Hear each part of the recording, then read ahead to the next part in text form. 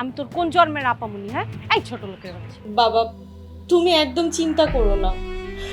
তুমি এসব চিন্তা বাদ দিয়ে শুধু আল্লাহকে ডাকো। কিরে তুই এখানে?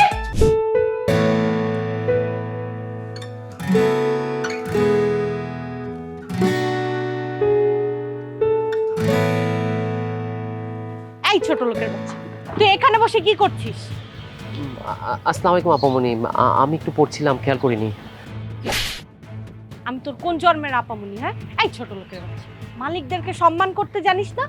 আমাকে ম্যাডাম বলে ডাকি, এটাও তোকে শিখিয়ে দিতে হবে? সরি ম্যাম, আমার ভুল হয়ে গেছে, এক্সট্রিমলি সরি। কি হয়েছে রে মা, তুই চিৎকার করছিস কেন? আরে বাবা বল না, এই ছোট লোকের বাচ্চা গেটে খেয়াল না করে এখানে বসে ঘুমাচ্ছে। না স্যার, আমি ঘুমাচ্ছিলাম না, আমি জেগেই ছিলাম, আমার জাস্ট পড়ছিলাম, বইটা ছিল তো হাতে, তাই পড়ছিলাম। এই সাহস কত বড়, তুই আবারও মিথ্যা বলছিস? থাক না মাতানিয়া। এই ছেলে, তুমি কিসের বই পড়ছিলে? স্যার, সামনে আমার বিসিএস পরীক্ষা, আমি ওটার প্রস্তুতি নিচ্ছিলাম স্যার। এই ছোট লোকের বাচ্চা নাকি বিসিএস পরীক্ষা দিবে?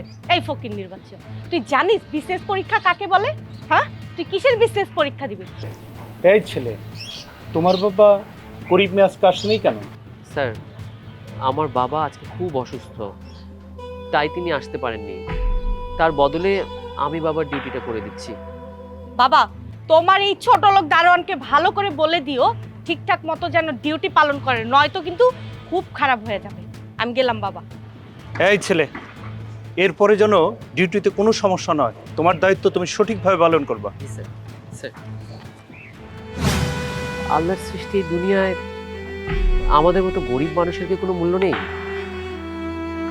এই ধনী মানুষরা সবসময় কি দরিদ্রদের সাথে এই ধরনের ব্যবহার করবে? আমরা কি পড়াশোনা করতে পারি না? আমাদের কি সুন্দর মতো বেঁচে থাকার অধিকার নেই? Excuse me, how can I help you? জি, আমি এখানে ইন্টারভিউ দিতে এসেছিলাম। Okay, I see. আচ্ছা, আপনার নামটা কি? সোনালি? জি, আমি Sonali. Okay okay, I see. আচ্ছা, ডিসি স্যার আপনার জন্য অপেক্ষা করছে, আপনি ভিতরে আসতে পারেন। আচ্ছা, কিছু মনে না করলে আপনি কি জানতে পারি? জি, আমি হলাম ডিসি স্যারের পিএ, প্লিজ আসুন। May I coming sir? Yes, come in and sit down. আসসালামু আলাইকুম। কিরে তুই এখানে? Mind your language and don't shout. তুই কি, তুই করে কাকে বলছেন? আপনি করে বলুন। সরি স্যার, এটা কি করে সম্ভব? আপনি তো একজন... আমি একজন দারোয়ান ছিলাম, তাই না? সেদিন কি বলেছিলেন, দারোয়ানরা কখনো বিসিএস ক্যাডার হতে পারেন না? বাই দ্য ওয়ে, আপনি তো কোটিপতি বাবার একমাত্র মেয়ে ছিলেন, দাম্ভিক অহংকারী। আপনি কি বলেছিলেন যে গরিব ছোট লোক ভিখারি দারোয়ান এরা নাকি কখনোই বিসিএস ক্যাডার হতে পারে না? ওয়েল, এই তো আমি বিসিএস ক্যাডার হয়েছি, আপনার এলাকার ডিসি, এবং আপনি এই ডিসির কাছেই একটা ছোট্ট পোস্টে গভর্নমেন্ট জবের জন্য ভাইবা দিতে এসেছেন। আচ্ছা, কি এমন হলো যে আপনি সামান্য পিয়ন পোস্টের জন্য আবেদন করেছিলেন? স্যার, সে অনেক বড় কাহিনী।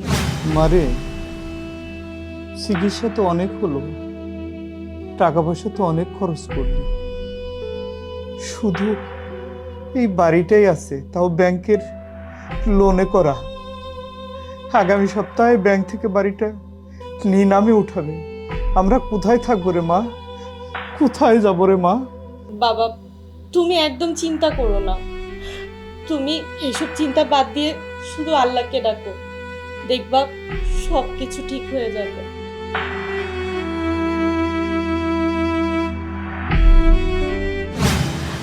আমার বাবার ক্যান্সার হয়েছে। ক্যান্সার হওয়ার পর প্রতিনিয়ত বাবাকে থেরাপি দিতে দিতে আজ আমরা পথের ভিখারি হয়ে গিয়েছি। তাই আসলে জবটা আমার খুব দরকার। ভেরি স্যাড, আপনার বাবা ক্যান্সার আক্রান্ত শুনে আমার খুব কষ্ট হচ্ছে। আচ্ছা, আমাকে বলুন তো, কোটিপতিরাও কি কখনো রাস্তার ফকির হয়ে যায়, ভিখারি হয়ে যায়, মানে গরিব হয়ে যায়? ফল পেলেন তো? একটা কথা আছে, চিরদিন কাহারও সমান নাহি যায়। আজকে যে রাজাধিরাজ, কাল সে ভিক্ষা চায়। আপনার তাই হয়েছে। এই যে আপনাদের এই বাজে অবস্থা না, এটা শুধুমাত্র আপনার কারণে হয়েছে। আপনার অহংকার, আপনার দাম্ভিকতার ফলাফল আপনি পৃথিবীতেই পেয়ে গেছেন, বুঝেছেন?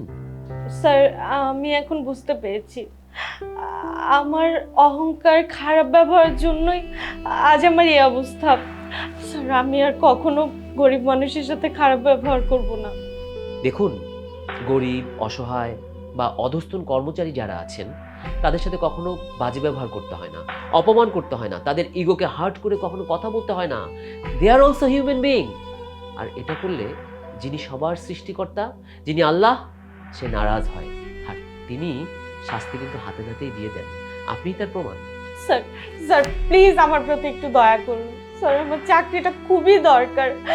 আমাকে এইভাবে তাড়িয়ে দিবেন না ইন্টারভিউটা না নিয়ে, প্লিজ স্যার। আপনি কি মনে করেন আমার ভাইবার মাধ্যমে আপনার চাকরিটা হবে? আপনি তো আমাকে অপমান করেছিলেন, ভুলে গেছেন? আজকে যদি আমিও আপনাকে এখান থেকে বের করে দিই, আপনার ইন্টারভিউটা না নিই, বা যদি আপনার যোগ্যতা থাকে আপনাকে চাকরিটা না দিই, তাহলে আমিও কিন্তু আপনার কাতারে চলে গেলাম, আপনার লেভেলে চলে গেলাম। প্রতিশোধ নেওয়ার মতো একটা ব্যবস্থা হয়ে যাবে। দেখুন, প্রতিশোধ কিন্তু কোনো কিছু সমাধান নয়। সমাধান হচ্ছে পরিবর্তন। আপনি যদি নিজেকে পরিবর্তন করতে পারেন, নিজেকে মানুষের মতো মানুষ হিসেবে তৈরি করতে পারেন, তাহলে শুধু এই চাকরিটা কেন, আপনি আপনার যোগ্যতা দিয়ে অনেক বড় প্রমোশন হাসিল করতে পারবেন। সো আমি আপনার ইন্টারভিউটা নেব, এবং যদি আপনার যোগ্যতা থাকে এবং এই চাকরির জন্য আপনি পারফেক্ট হন, আমি রিকমেন্ড করব আপনার জবটা যাতে হয়ে যায়। ধন্যবাদ স্যার, আপনি অনেক ভালো মানুষ। আপনার মতো এত ভালো মানুষ দুনিয়াতে আছে বলেই দুনিয়াটা এত সুন্দর। ঠিক আছে, বসুন।